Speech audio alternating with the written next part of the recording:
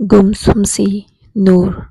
میں آج ایک ایسی لڑکی کے بارے میں لکھنے لگی ہوں جس نے اپنی زندگی میں مسکرانا 25 برس کی عمر میں سیکھا، جس کا نام نور ہے، جو مجھے تقریباً 2 سال پہلے ملی تھی۔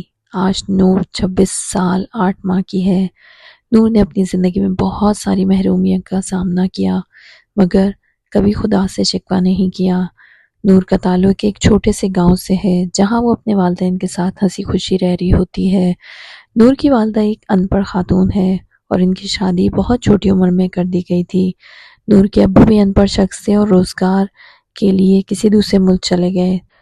نور کے ابو کے باہر جانے کے بعد اس کی امی کی دوستی ایک ایسی خاتون سے ہو گئی جو کافی ماڈرن تھی۔ نور کی والدہ کا روزانہ کا معمول بن گیا تھا کہ صبح ناشتہ تیار کرتی اور بچوں کو جگا کر ناشتہ کرواتی، تیار کر کے اسکول بھیج کر اپنی دوست کے ہاں چلی جاتی۔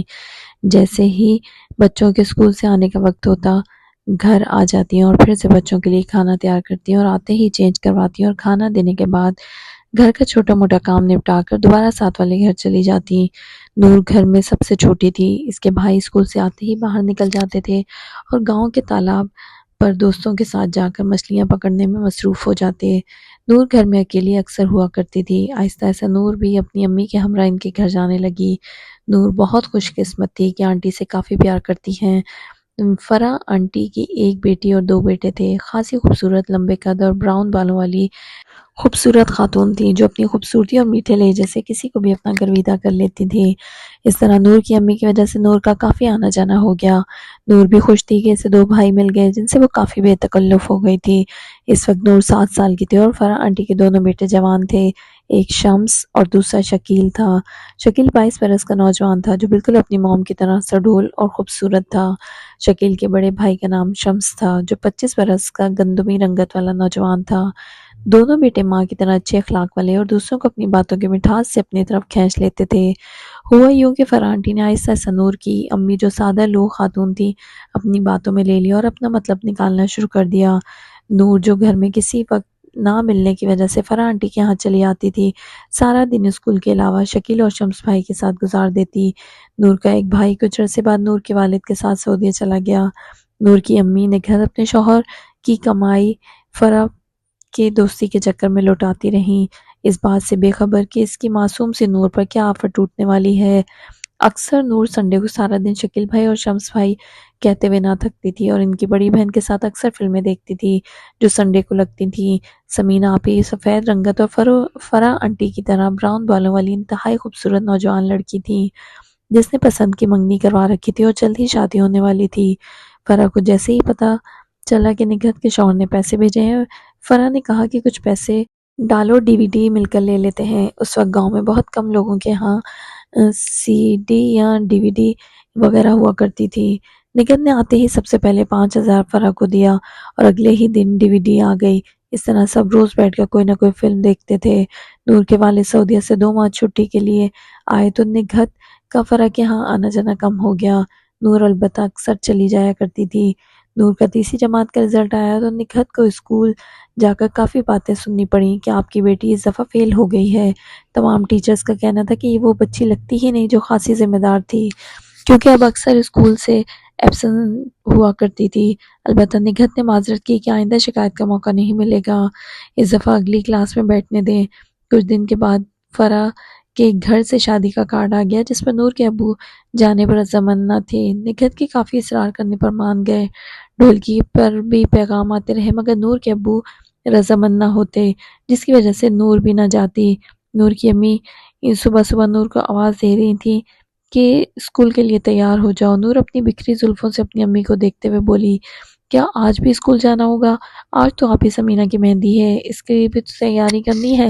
نگہت نے ڈانٹا کہ پہلے ہی فیل ہو 30 جماعت سے، کیا آئندہ بھی فیل ہو کر ماں کی بے عزتی کروانی ہے اسکول میں؟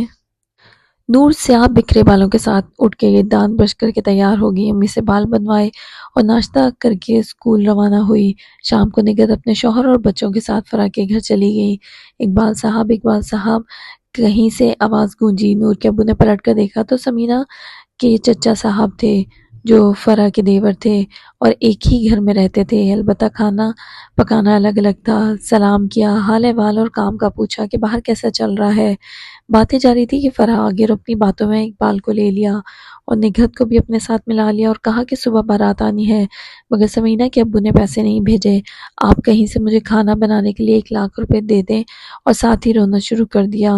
نگہت نے کہا پریشان نہ ہو، ہم کچھ کرتے ہیں۔ نگہت اور اقبال کھانے سے فارغ ہو کر گھر آ گئے۔ نور وہیں رہی کہ کچھ دیر بعد بھائی شکیل کے ساتھ آ جاؤں گی۔ اقبال نے گھر آتے ہی نگہت کو ڈانٹا کہ میں پہلے ہی واقف تھا، یہ لوگ ایسے ہی لالچی ہیں۔ البتہ کچھ دیر بحث چلتی رہی اور آخرکار اقبال 50,000 دینے پر رضامند ہو گئے۔ الماری سے پیسے نکال کر اقبال دینے چلے گئے اور نور کو بھی گھر واپس لے آئے۔ گھر آ کر نور کو ڈانٹ بھی پڑی کہ ان کے گھر جانا کم کرو۔ نور اپنے ابو کے سامنے چپ چاپ کھڑی رہی اور سر ہاں میں ہلاتی رہی۔ سمینہ کے بارات پر کافی ہلہ گلا کیا گیا اور اگلے دن ولیمے میں اقبال کے منع کرنے پر نگہت گھر رہی۔ کچھ دنوں بعد اقبال کے سعودیہ کی ٹکٹ بک ہو گئی۔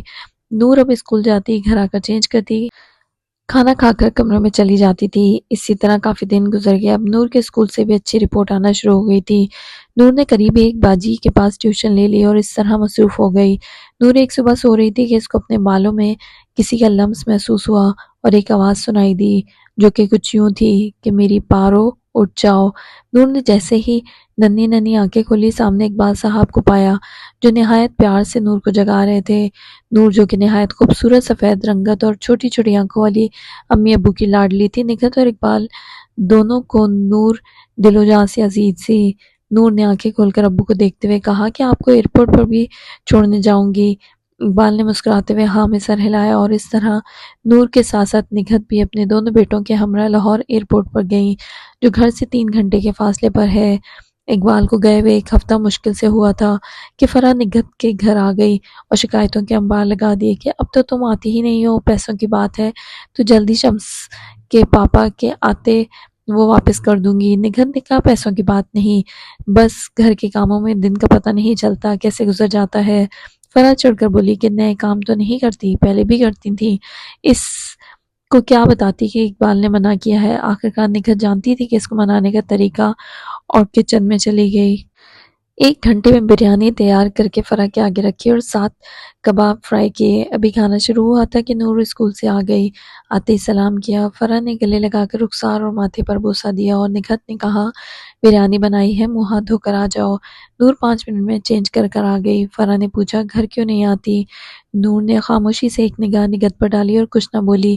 فرح نے کہا ماما نے منع کیا۔ نور ہنس کر ہاں میں سر ہلا گئی۔ نگہت دان پیس کر رہ گئی۔ نور تو 8 سال کی معصوم بچی تھی، جھوٹ بھی نہ بول سکی۔ کسی کو کیا پتا تھا کہ معصوم سی پھول جیسی بچی کن کن حالات سے گزرے گی اور جھوٹ میں فنکار بن جائے گی اور اس قدر پتھر دل ہو جائے گی کہ مسکراہٹ جیسے نام سے انجان ہو جائے گی۔ البتہ کچھ ہی دن گزرے تھے کہ فرح نے نگہت جیسی سادہ لو عورت کو اپنی باتوں میں لے لیا اور پھر سے وہی سلسلہ شروع ہو گیا۔ روز روز کا آنا جانا اور نور بھی آہستہ آہستہ اپنی امی کے پیچھے ان کے گھر جانا شروع ہو گئی اور یوں ہی یہ سلسلہ جاری رہا۔ 2 سال قبل عائشہ کی ملاقات نور سے ہوئی۔ کچھ یوں ہوا کہ عائشہ جس جگہ جاب کر رہی تھی نور وہاں نئی آئی تھی۔ عائشہ دفتر میں 2nd فلور پر ہوا کرتی تھی اور نور 1st فلور میں ٹریننگ پر تھی۔ اکثر سر عائشہ کے پاس بھیج دیتے کہ وہ آپ کی سینئر ہے، ان سے جا کر اپنے کام کے بارے میں ڈسکس کر لو۔ نور اکثر اس کے پاس اوپر چلی آتی اور کام کے بارے میں ڈسکس کرتی اور واپس آ کر اپنی سیٹ سنبھال لیتی تھی۔ پورے دفتر میں صرف 3 لڑکیاں تھیں، باقی تمام میل پرسن تھے۔ عائشہ نے PTCL سے کال کر کے نور کو لنچ کے لیے اوپر آنے والے پورشن میں بلا لیتی تھی۔ عائشہ نے کافی دفعہ کوشش کی کہ نور سے باتیں کرے مگر نور ہوں ہاں کے علاوہ زیادہ بات نہ کرتی۔ یہ کام کے سلسلے میں بس یس میڈم، اوکے میڈم کہہ دیتی تھی۔ کچھ روز ایسے ہی گزرتے گئے۔ ایک روز کام کے سلسلے میں عائشہ کو نور راستے میں نظر آئی، گاڑی روک کر سلام کیا اور اس کی امی سے بھی ملی۔ عائشہ جہاں جا رہی تھی اسی طرف نور اپنی امی کے ساتھ شاپنگ کے لیے جا رہی تھی۔ عائشہ نے لفٹ کا کہا مگر نور نے نو میڈم تھینک یو، اب نزدیک ہی مارکیٹ ہے، چلے جائیں گے۔ میرے اصرار کرنے پر نگہت آنٹی نے حامی بھر لی اور ہم اپنے راستے کو ہو لیے۔ میں نے باتوں باتوں میں نگہت آنٹی سے پوچھا کہ آپ کی بیٹی نور زیادہ نہیں بولتی یا پھر آفس میں ہی چپ رہتی ہے؟ نگہت نے کہا بس یہ شروع سے ہی ایسی ہے، بولتی ذرا کم ہے، شرمیلی بچی ہے۔ میری بس اس کو اپنے کام اور پڑھائی کے علاوہ کچھ نظر نہیں آتا، گھر میں بھی کم ہی بولتی ہے۔ اسی طرح 10 منٹ پہلے ہم مارکیٹ کے سامنے آ گئے۔ ان کو اتارنے کے بعد عائشہ اپنے راستے کو چل دی۔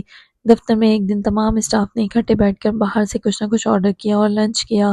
سب ہنس رہے تھے، اپنی کوئی نہ کوئی بات کر رہے تھے، مگر نور نے خاموشی سے کھانا کھایا اور اپنے کام میں مصروف ہو گئی۔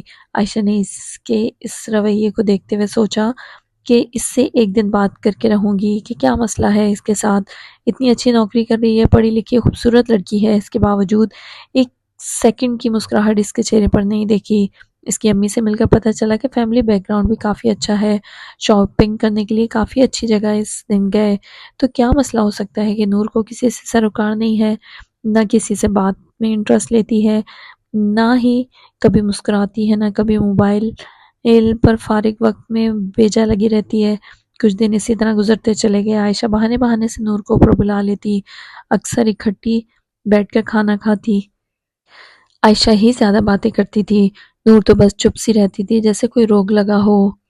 ایک رات عائشہ اپنی امی ملائکہ سے باتیں کرتے ہوئے کہہ رہی تھی کہ ایک ایسی لڑکی نیو آئی ہے آفس میں، اچھی پوسٹ پر، مجھ سے البتہ نچلے درجے کی ہے، اور سارا کچھ اپنی موم سے ڈسکس کیا۔ ماں نے کہا ہو سکتا ہے کوئی پیار ویار کا چکر ہو اور لڑکا دھوکہ دے گیا ہو۔ عائشہ کو لگا اس کی موم ایسا اس لیے کہہ رہی ہیں کہ ہماری سوسائٹی میں لڑکیوں کا بریک اپ ہو تو وہ کچھ ٹائم کے لیے اس طرح کی سچویشن میں مبتلا ہو جاتی ہیں۔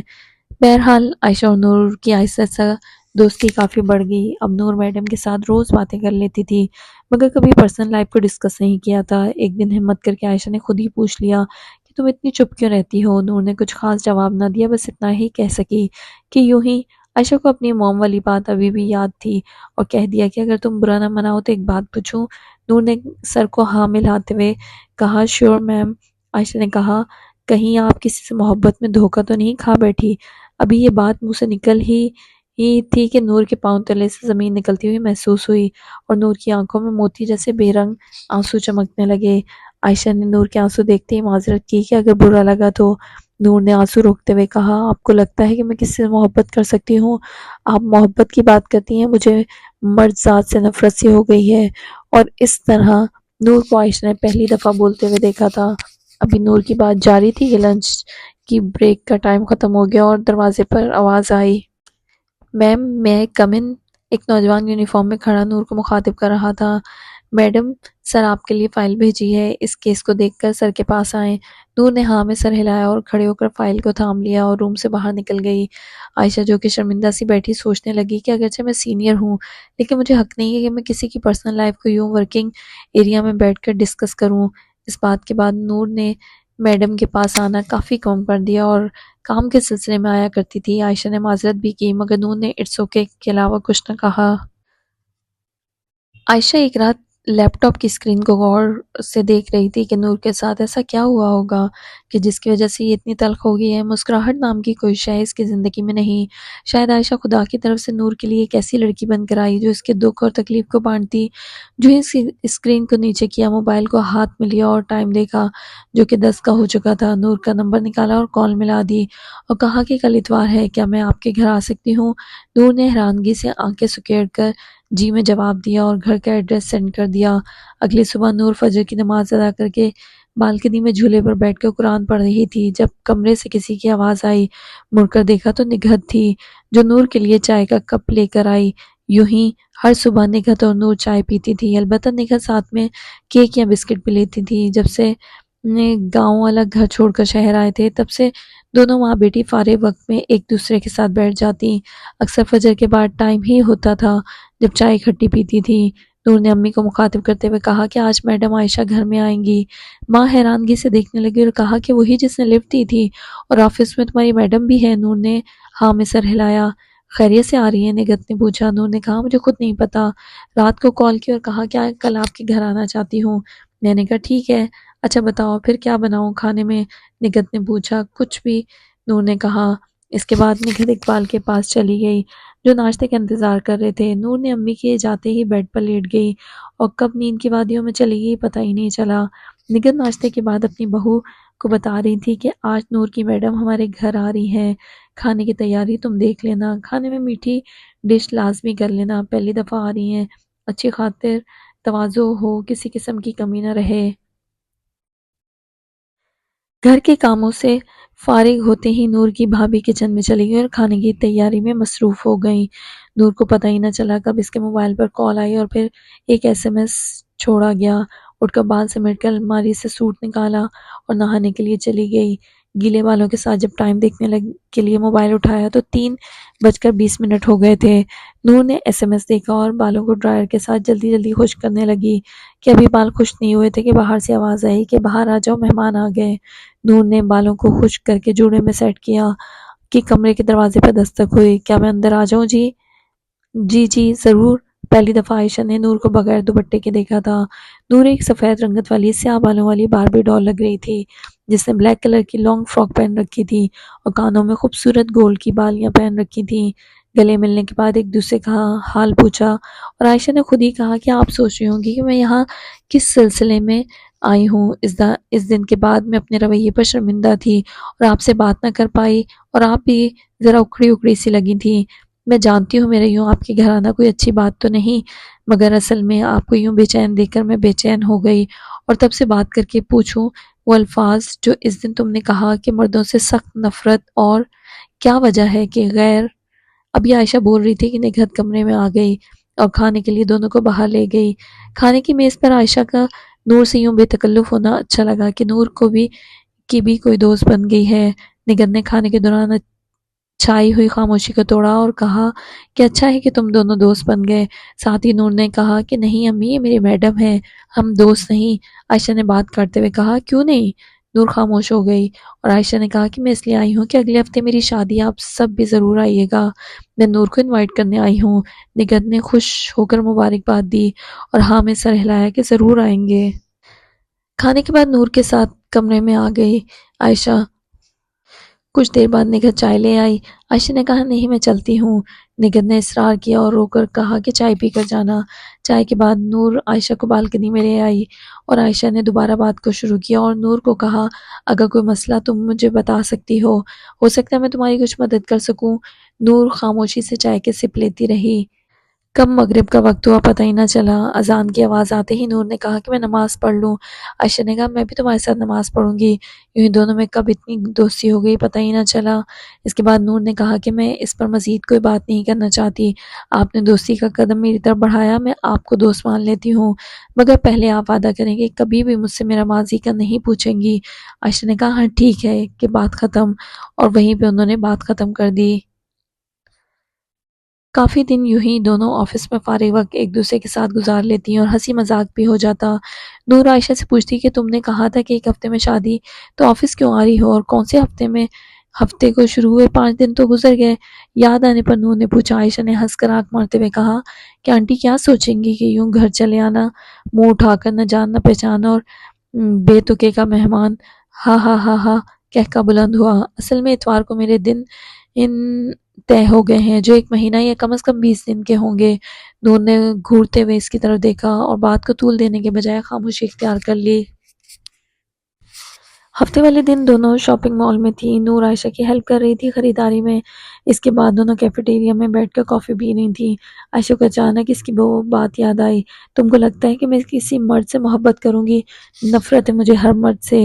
اور کڑوی کافی کے گھونٹ بھر کر ایک لمبا سانس لیا اور نور کو مخاطب کرتے ہوئے کہا نور، میں تو شادی کے بعد اپنی زندگی میں سیٹل ہو جاؤں گی، مگر پھر کیا پتہ کب ملاقات ہو کب نہیں، ویسے بھی بہت جلد تم ٹریننگ کے بعد کہیں اور ٹرانسفر ہو جاؤ گی، میں تمہاری سینئر نہیں ایک دوست ہونے کے رشتے سے پوچھ رہی ہوں، پلیز مجھے بتاؤ کیا وجہ ہے جو تم اتنی تلخ اور خاموش سی رہتی ہو؟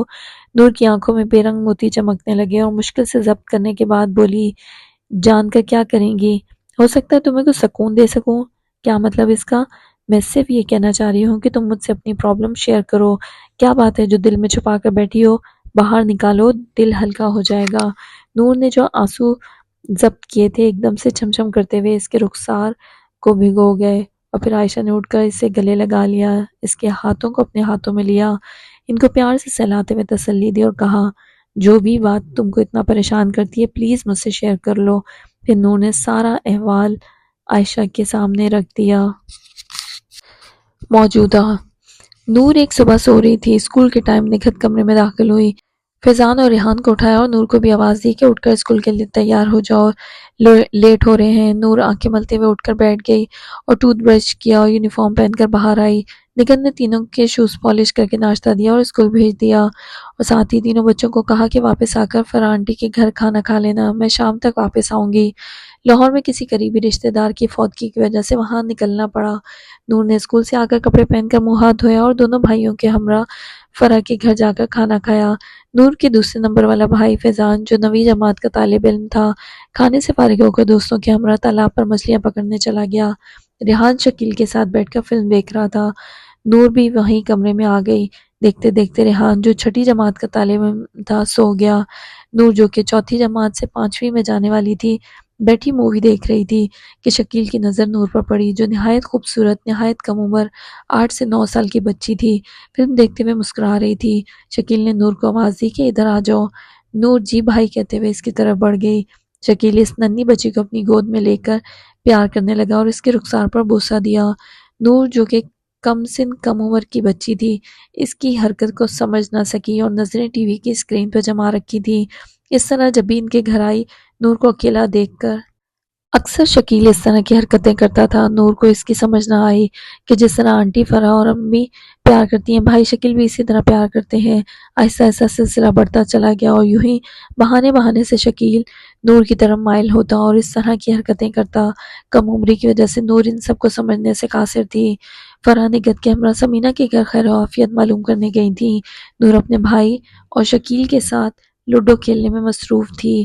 شکیل کی نیت نور کو لے کر کافی خراب تھی۔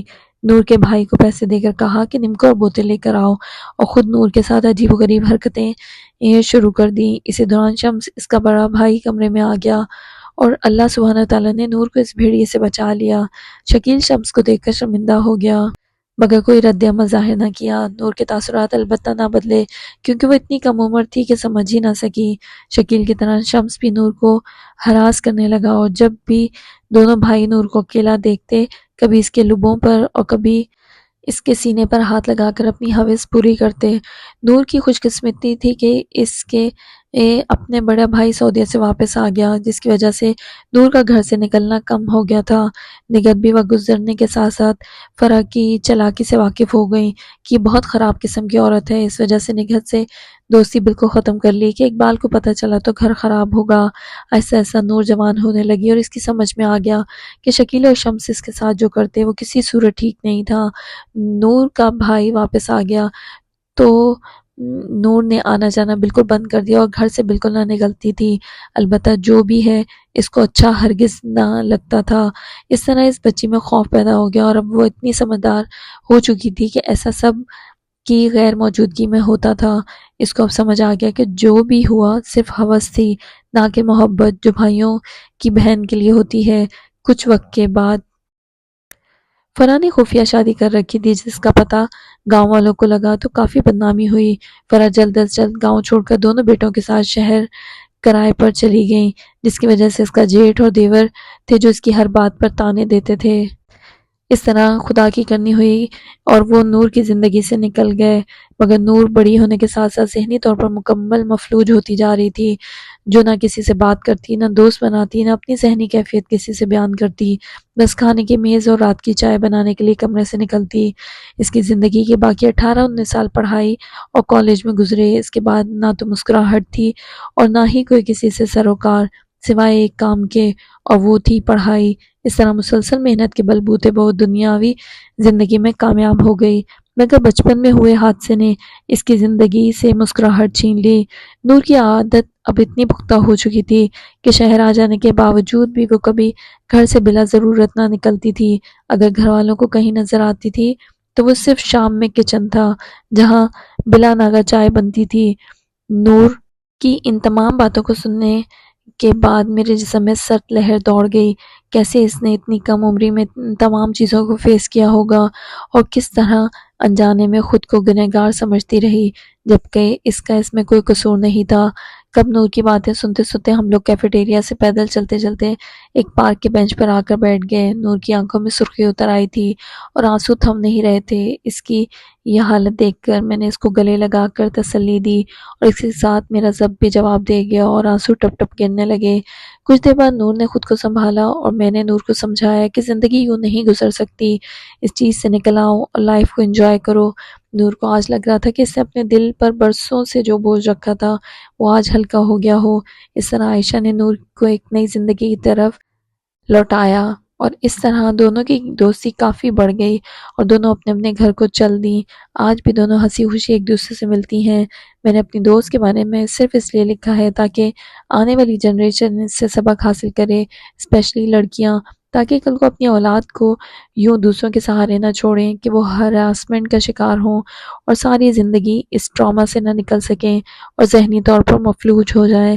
جب بھی آپ بغیر وجہ کے بچے کے تاثرات بدلتے دیکھیں تو ضرور اس کو انڈر آبزرویشن لے کر آئیں۔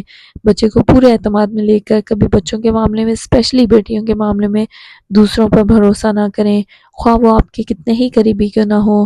یہ میری پیاری سی خاص دوست نور کے نام، جس کی مدد سے اس کو مکمل کیا۔ ہر قدم پر میرا حوصلہ بڑھانے کا شکریہ۔ میری محنت، خواہش، لگن کے نام ختم شد۔